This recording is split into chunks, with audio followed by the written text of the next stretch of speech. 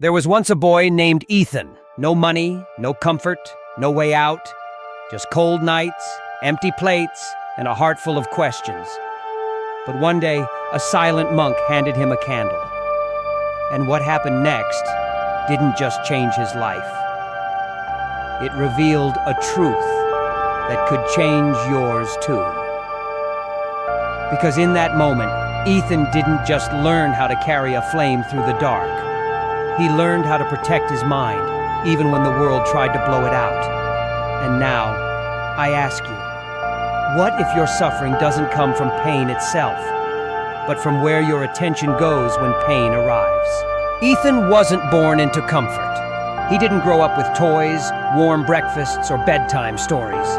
Instead, his earliest memories were stitched together with hunger and silence. Every night, his family lay still on thin mats, their stomachs aching with emptiness, their eyes staring at ceilings that never promised anything new. The house was old, but it wasn't age that made it creak. It was the sound of quiet suffering. The cold air slipped through the cracks in the walls like a thief, stealing warmth from their bones. Ethan would press his hands to his belly, trying to trick it into thinking it was full. But hunger wasn't the worst part. It was the feeling that no one was coming to help, that the world had forgotten their little home at the edge of the village. Sometimes, in the stillness, he could hear his mother sobbing quietly, her face turned to the wall so he wouldn't notice. But he always did. And when everyone had drifted off to whatever restless sleep they could manage, Ethan would lie awake, whispering into the dark, "Why me? Why is my life full of pain?" The darkness never answered. It only listened, silently, as if daring him to ask again. Despite the ache in his body, Ethan still held on to one fragile hope: learning. Somewhere deep inside, he believed that if he could understand the world, maybe, just maybe, he could change his place in it. But every time he sat down to study, the world fought back. His mind was a battlefield. The slightest noise, the cry of a baby, the murmur of neighbors, the whistling wind would rip his focus away. He would try to read, but the letters on the page blurred whenever he remembered that there might be no food tomorrow. His heart was full of dreams, but his mind was cracked with distraction. Every sound pierced him like a thorn, and every moment of silence reminded him of what he lacked. Over time, he began to believe that maybe this was just how things were, that maybe he was born to suffer, maybe he didn't deserve more. And yet, there was still something inside him that refused to give up. A whisper, a flicker, a tiny flame that said, "This can't be the end." He didn't know it yet, but that whisper would grow into a voice, and that voice would change his life forever. That winter night was colder than most, the kind of night where the silence becomes loud, where the shadows on the walls feel heavier than the blankets you don't have.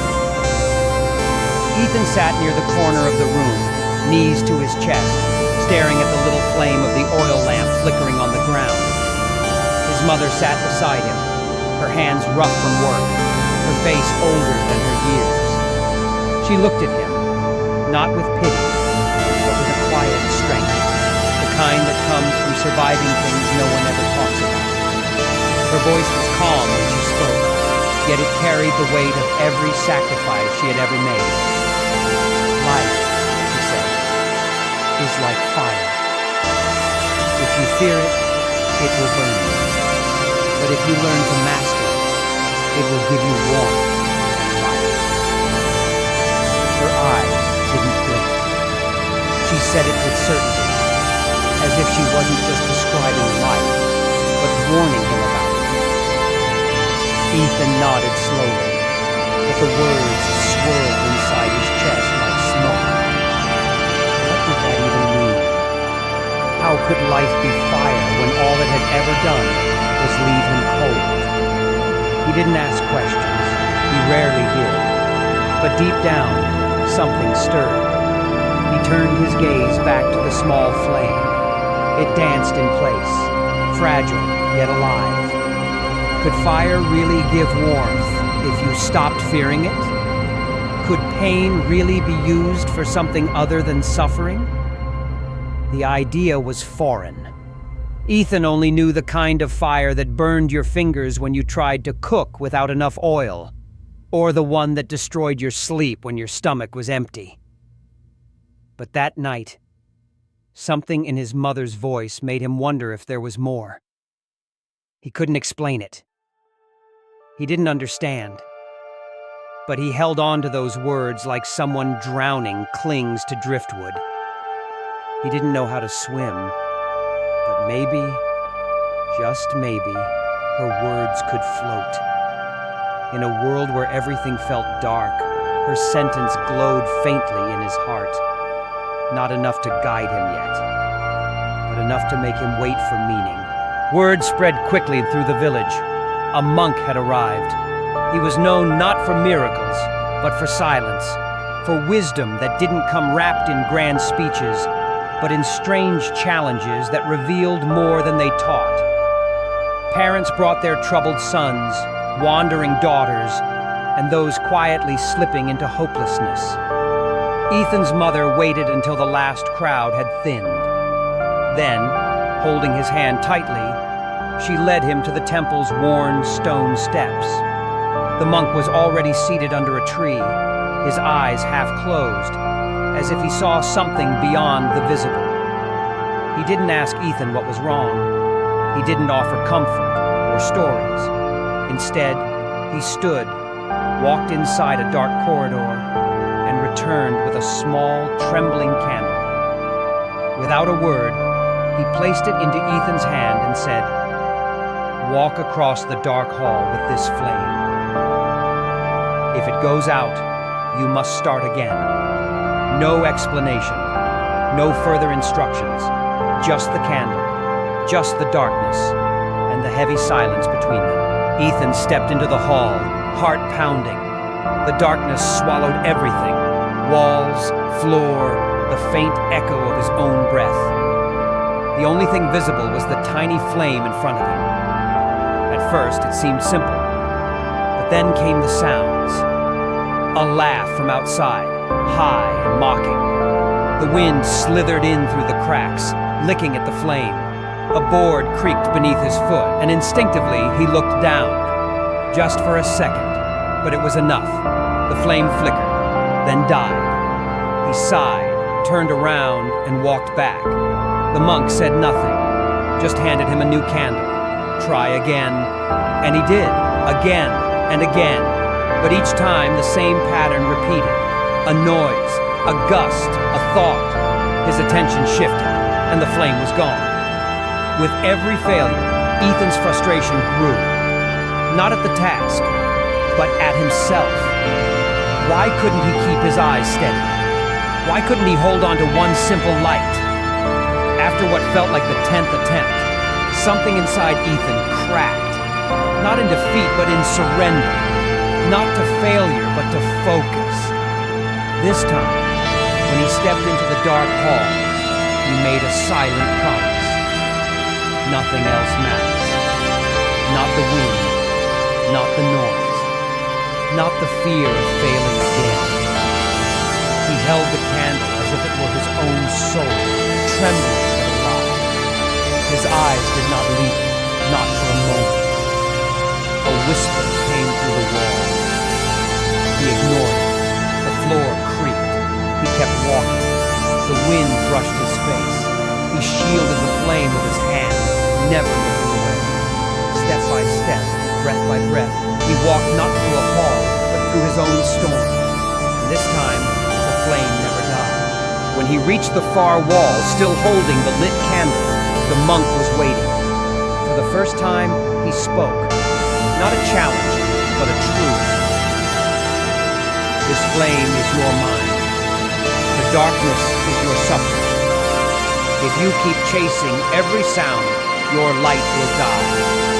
But if you protect your focus, no darkness can touch you. Ethan stood still, the words sinking deeper than anything he had ever heard.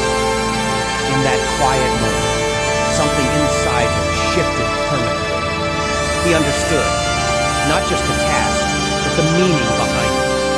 His pain was real, but his suffering, that was a reaction, a pattern, a choice. And for the first time, he felt what his mother had meant when she said life was like fire. It could burn, or it could illuminate. And now, Ethan had seen the spark that could light the way forward. The very next morning, something felt different. The sky was the same pale gray, the house still cold, the cupboard still nearly empty. But Ethan had changed. There was a stillness in his chest, not from absence, but from intention. He rose before the sun, washed his face with cold water that shocked him into clarity, and did something he had never truly done before.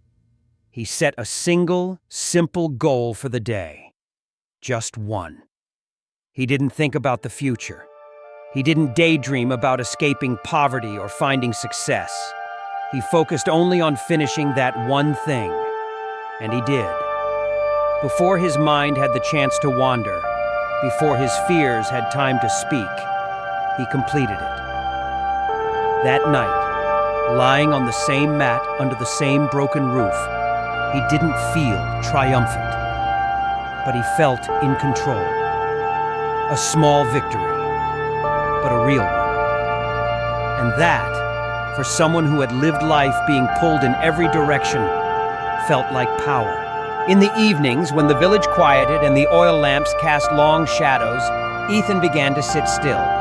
At first, he didn't call it anything. He just sat, eyes closed, breathing slow, trying to calm the storm inside. But his thoughts ran wild. Voices of doubt, old memories, worries about tomorrow. Sometimes they screamed. Sometimes they whispered cruel things. His chest would tighten. His eyes would sting. Some nights he wept in silence, wondering if this was all a waste. But each time he remembered the candle, the flicker, the silence, the monk's words, and gently, over and over, he brought his mind back. This wasn't about being perfect. It was about showing up. It was about choosing, again and again, to protect that fragile flame of focus. He wasn't rebuilding his life overnight. He was rebuilding his mind.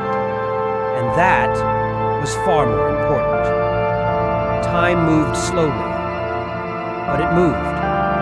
What began as scattered moments of focus turned into entire hours. Days became weeks. Weeks became months.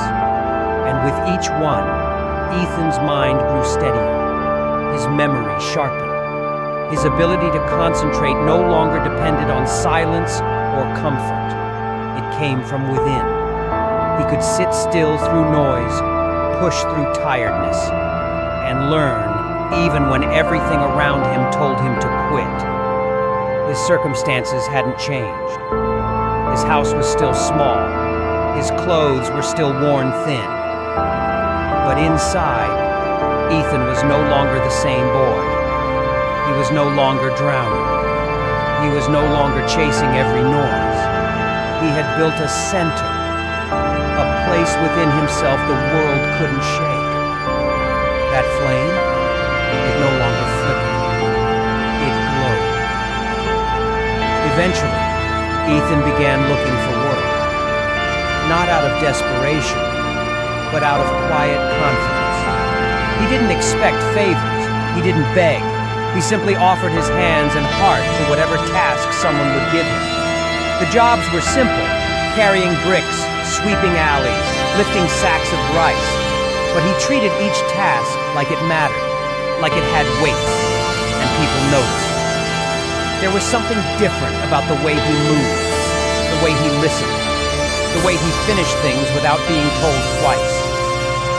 Trust grew, and with trust came more work, then better work, then opportunities. Years passed, slowly, quietly, Ethan went from the boy who cried in the dark to the man who brought light into the room. Not because luck had struck, but because his inner fire never went out. He had learned the greatest secret of all. You don't have to wait for life to change. You can change yourself so deeply that life eventually has no choice but to meet you where you are, my friend. Let me speak to the part of you that's still listening. The part that's been carrying weight no one else can see. Maybe you've known pain. Maybe not the same kind as Ethan's. But pain is pain. Maybe yours comes from failure, or heartbreak, or the quiet loneliness that sneaks in even when you're surrounded by people.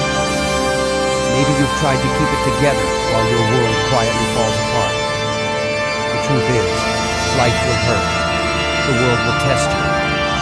There will be days when everything feels too heavy, when nothing makes sense and no one seems to care.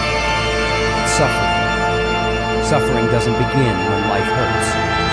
It begins the moment you give away control of your mind. The moment you let the noise outside drown out the strength within. That's when the flame begins to die.